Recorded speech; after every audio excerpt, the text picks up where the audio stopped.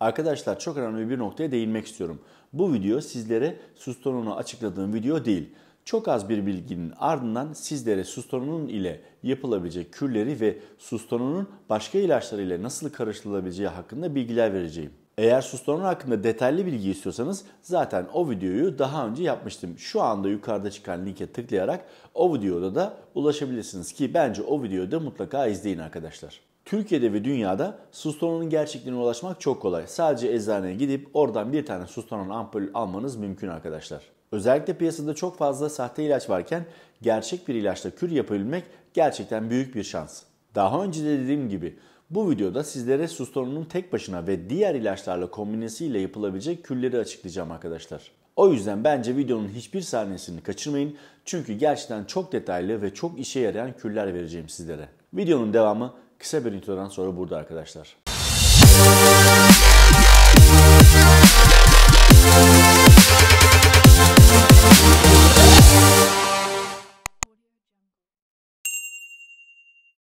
Arkadaşlar hepinize Viyana'dan sevgi ve saygılarımı yolluyorum. Yine yeni bir video ve bu sefer gerçekten çok fazla ilginizi çekeceğini düşündüğüm bir konuyla karşınızdayım. Videoma geçmeden önce size hatırlatmak istediğim kanalıma hala abone olmadıysanız bir an önce abone olun ve bildirimleri açın ki bundan sonra gelecek hiçbir videoyu kaçırmayın. Kulaktan dolma hiçbir bilginin olmadığı bu kanalda sizleri bekleyen gerçekten bilgi dolu videoları izlemenizi tavsiye ediyorum arkadaşlar. Ayrıca şu anda ekranda çıkan Instagram adresinden beni takip edin ve her an yaptığım paylaşımlar özellikle ücretsiz basit kür örneklerini hikayelerimde görün diyorum. Her ne kadar Sustanolon'a çok rahat bir şekilde ulaşabilirseniz bile değişik ester ve değişik anabolik androjenik steroidlere ulaşmak için benimle Instagram üzerinden irtibata geçin arkadaşlar. Ve son olarak bütün Instagram takipçilerime özel çok düşük fiyatları ile kür, PCT beslenme ve antrenman programları yazıyorum. İlgilenen arkadaşlar yine bana Instagram'dan ulaşabilirler. Hadi videomuza başlayalım. Organon tarafından üretilen Sustanon 250, 4 testosteron esterinin karışımını içeren popüler bir anaboliktir. Enjeksiyon sonrası hormonun kademeli bir salınımını sağlar. Bu videoda bu ünlü testosteron karışımının artılarını ve eksilerini ayrıca günümüzde vücut geliştiriciler tarafından kullanılan Sustanon 250 kürleri bilgilerini detaylı bir şekilde sizlere anlatacağım arkadaşlar. İlk olarak Sustanon 250 genellikle SUST olarak kısaltılır. Bu ilacı enjekte ettiğinizde vücudunuza vermiş olduğunuz anabolik hormon testosterondur. Sustanon 250 farklı testosteron esterlerinin bir karışımıdır. Ancak yine de esasen testosterondur. Spionat veya enantat gibi. Bu nedenle kas kazanımları açısından aynı bileşik olduğundan ve dolayısıyla aynı sonucu üreteceğinden testosteronun hangi formu kullandığınız önemli değildir. Herhangi bir testosteron esterinde olduğu gibi Sustanon 250 de kas kütlesini ve gücünü artırmak için mükemmel bir steroiddir. Sustanon 250 ile diğer testosteron ürünleri arasındaki temel fark bir yerine 4 estere sahip olmasıdır. Bilmeyenler için hemen açıklayalım ki sonradan kafa karışıklığı olmasın arkadaşlar. Ester nedir ve neden önemlidir? Ester vücuttaki hormon salınımını yavaşlatan testosteron molekülüne bağlı bir karbon zinciridir. Spektrumun bir ucunda testosteron süspansiyonu gibi hiçbir ester eklenmemiş saf testosteron bulunur. Enjekte edildikten sonra hormon vücutta hızla salınır ve testosteron seviyelerinde oldukça hızlı bir artışa neden olur. Ama sadece kısa bir süre için yüksek kalır. Spektrumun diğer ucunda uzun ester zincirleri içeren ve enjeksiyondan sonra testosteronun daha yavaş salınmasına neden olan testosteron enantat, spionat ve benzerleri vardır. Bu esterler ile testosteron seviyeleri birkaç hafta boyunca yüksek kalır. Bu ikisi arasında çeşitli diğer esterler bulunur. Propionat ester, steroidin sadece birkaç gün süren oldukça hızlı bir şekilde yükselmesini isteyen kullanıcılar için popüler bir seçimdir. Vücut geliştiriciler ve sporcular için en önemli bir gereklilik kan dolaşımında nispeten sabit bir testosteron konsantrasyonu tutma ihtiyacıdır. Bunu yapmak istenen anabolik faydaları sağlarken uçucu hormon seviyelerinden aşırı tepe veya düşük kaynaklanan istenmeyen yan etkilerden de kaçırır. Bunu akılda tutarak daha kısa esterler düzenli enjeksiyonlar gerektirir. Günlük veya gün aşırı. Oysa enantat gibi daha uzun esterler tipik olarak haftada 1 veya 2 kez enjeksiyon gerektirir. Hızlı salınan propionat ve fenilpropionat esterleri ve daha yavaş salınan dekonoat ve izokaproat esterleri içeren Sustanon 250'nin benzersiz olduğu yer burasıdır. Bu etkili bir şekilde hızlı ancak kalıcı bir testosteron salımı üreten bir karışım sağlar. Peki Sustanon 250'yi ne sıklıkla enjekte etmeniz gerekir? Testosteron enantat gibi sustanon 250 de haftada 1 veya 2 kez enjekte edilebilir arkadaşlar. Burada farmasötik dereceli orijinal organel ürününü tercih etmenizi ve sustanon karışımını taklit etmeye çalışan yeraltı versiyonlarından kaçınmanızı tavsiye ederim sizlere arkadaşlar. Sustanon 250'ye ulaşmak genellikle oldukça kolay ve ucuzdur. Her bir ampul şimdi sayacağım karışımlardan oluşur arkadaşlar. 100 mg testosteron dekoonat, 60 mg testosteron izokaproat, 60 mg testosteron fenilpropionat ve 30 mg testosteron propionattır. Her şeyden önce testosteron doğal olarak vücut tarafından üretilen erkeklik hormonudur ve aslında farmasötik testosteron anabolik androjenik steroidler dünyasında bir numaralı bileşiktir. Genellikle iyi tolere edilir ve bir kişinin ilk kürü için en iyi seçim olarak kabul edilir. Ayrıca deneyimli vücut geliştirmeciler için birkaç hormonu bir arada istiflerken mükemmel temel bileşik sağlar. Sonuçlar kişiden kişiye ve diğer çeşitli değişkenlere bağlı olsa da kullanıcılar testosteronun kas boyutunda ve gücünde önemli artışlara neden olduğunu kullandıklarında görürler arkadaşlar. Anabolikler konusunda oldukça yeni olanlar ve kas kütlesi kazanmak isteyenler tipik olarak bir kürü boyunca 10 kilogramlık ağırlık artışı üreten 250'lik sustanonun döngüsünü defalarca belirtmişlerdir ki bu insanların içinde ben kendimi de koyabilirim. Ve aslında önemli noktalardan biri de bu kazanılan ağırlığın 3'te 2'sini korur bu ilaç. Enantat ve spionat sık enjekte edilmeleri gerektirmediğinden en popüler testosteron esterleridir. Ancak dezavantajı devreye girmeleri ve sonuç üretmeleri biraz zaman alır. Bununla birlikte sustanon 250 ile kullanıcılar propionat ve fenilpropionat esterlerinin varlığı nedeniyle bir kürün erken aşamalarında hızlı sonuçlar elde edebilir arkadaşlar. Hali hazırda diğer testosteron esterlerini döngüye almış olanlar yani küre almış olanlar için teoride bu esterleri sustanon 250 ile değiştirmek arasında dozaj yönergeleri ve istifleme seçenekleri açısından çok az fark olmalıdır. Testosteron üzerine yan etkileri yatkın olan hassas bireylerin sustanon 250 ile aynı sonucu yaşaması muhtemeldir. Sustanon 250 kürleri ve diğer steroidler ile istiflenmesi konusuna artık girelim arkadaşlar. Testosteron hem şişirme hem de kesme döngüleri için uygun çok yönlü bir hormondur. Bunun sebebi ise eş zamanlı anabolik ve yağ yakıcı etkileri nedeniyle arkadaşlar. Bununla birlikte sustanon 250 tipik olarak maksimum kas kazanımını hedef olduğu şişirme döngülerinde kullanılır arkadaşlar. Sustanonu tek başına çalıştırarak harika sonuçlar elde edilebilir. Ancak çoğu anadrol gibi kütle eklemek için de uygun olan diğer steroidlerle birlikte kullanmayı tercih eder. Sustanon 250 kesme döngüleri sırasında tek başına etkilidir. Kas tutulmasını teşvik eder ve yağ kütlesini azaltır.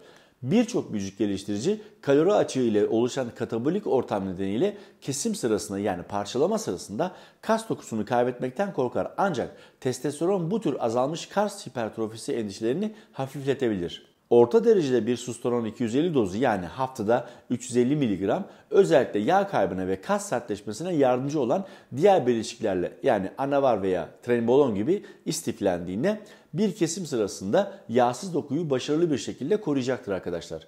Ek olarak bir kesme döngüsü için sustanon kullanıldığında düşük dozlarda bir anti aromataz kullanılması su tutulmasını ve jinekomastiği önlemek için özellikle yararlı olabilir arkadaşlar. Bilgi amaçlı olarak vereceğim kürlere bakacak olursak bugün vücut geliştiriciler tarafından kullanılan bazı yaygın sustanon 250 kürleri ve istiflemeleri şunlardır arkadaşlar. Burada hemen bir dipnot düşeyim. Kasların egzojen testosterona özellikle duyarlı olması nedeniyle yeni başlayanlar arasında daha düşük dozlarda hipertrofi yani boyut ve güçte büyük kazanımlar yaşanabilir.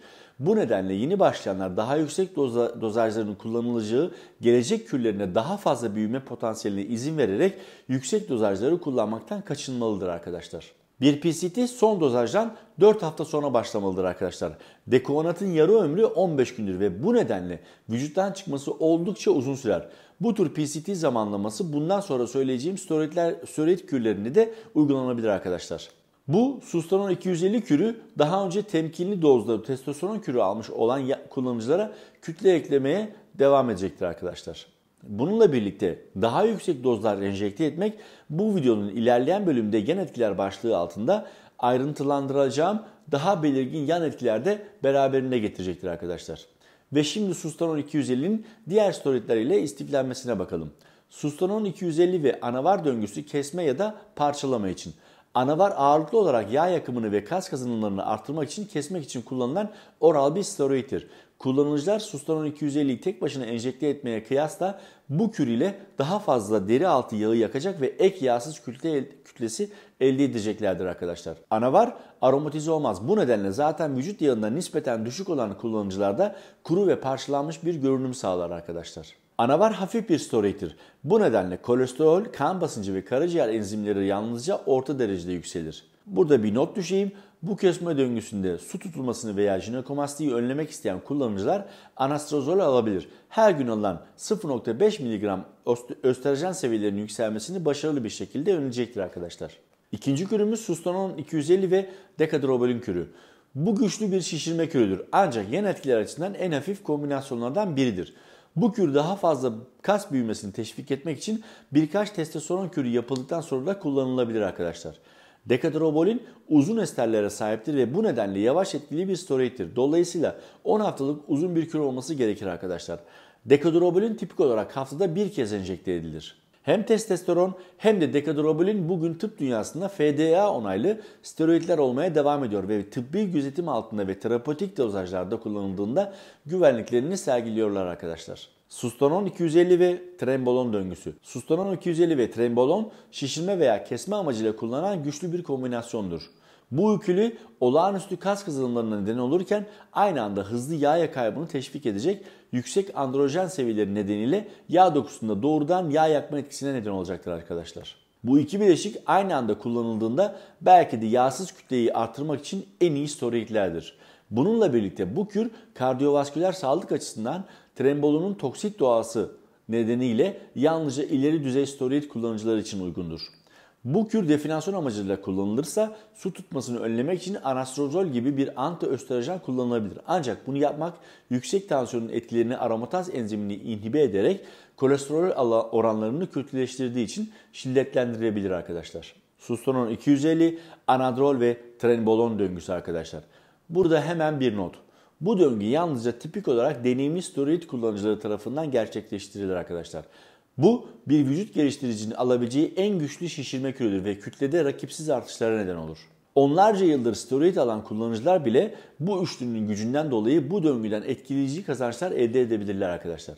Bu döngü kalp ve karaciğer üzerinde yıkıcı etkileri olduğu için yalnızca nadir durumlarda alınmalıdır. Kolesterol seviyeleri büyük ölçüde değişir ve neredeyse kesinlikle bir miktar hipertansiyona neden olur. Bu döngü ile arterioskleroz ve kalp hastalığı geliştirme riski yüksektir. Bu nedenle kullanıcıların ailelerinde böyle bir geçmiş varsa böyle güçlü bir kürden kaçınmak onlar için akıllıca olabilir arkadaşlar. Testosteron baskılanması neredeyse kesin olarak kapanacak ve mümkün olan en agresif PCT zorunlu kalacaktır. Özellikle PCT evresinde ben yardım almak isteyen arkadaşlar şu anda ekranda çıkan Instagram adresimden bana ulaşabilirler arkadaşlar. Bu saydığım kürler en popüler protokoller olmasına rağmen testosteron esterleri ya da Sustanon 250 ayrıca şimdi sayacağım diğer anabolik steroidlerle de başarılı bir şekilde istiflenebilir. Nedir bunlar?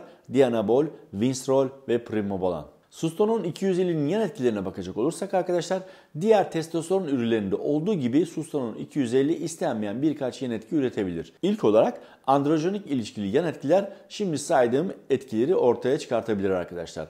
Yağlı cilt, akne, hızlanmış kellik ve artan saldırganlık oldukça yaygındır.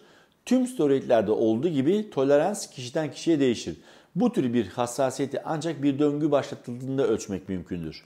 Bununla birlikte kullanıcılar özellikle akneli vücut tipine eğimli ise veya erkek tipi kellikten muzdaripse testosteron ve diğer androjenik steroidlerin bu koşulları daha da kötüleştirmesi beklenebilir arkadaşlar. Aromatizasyon nedeniyle Sustanon 250 döngüsü sırasında oluşan yüksek östrojen seviyeleri nedeniyle başka istenmeyen yan etkiler de yaşanabilir. Artan östrojen seviyeleri artan su tutulmasına ve jinekomastiğe, meme dokusunun oluşumuna neden olabilir. Jinekomastinin ilk aşamaları tipik olarak meme ucunun arkasında kayda değer bir doku kütlesine dönüşen kaşıntılı veya ağrılı meme uçlarını içerir.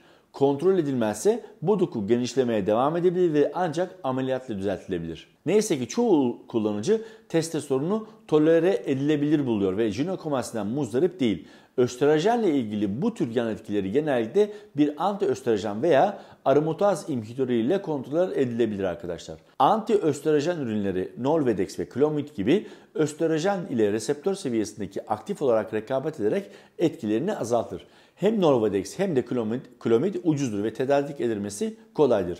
Bir döngü sırasında ve sonrasında her zaman bol miktarda malzeme bulundurmanızı tavsiye ederim sizlere arkadaşlar. Ayrıca bu iki ilaç endojen testosteron üretimini başlatmak için post-cycle terapi yani PCT sırasında kullanılan birincil ilaçlardır. Letrozol veya anastrozol gibi bir anti-aromataz ilacı alarak östrojen seviyelerini azaltmak da mümkündür.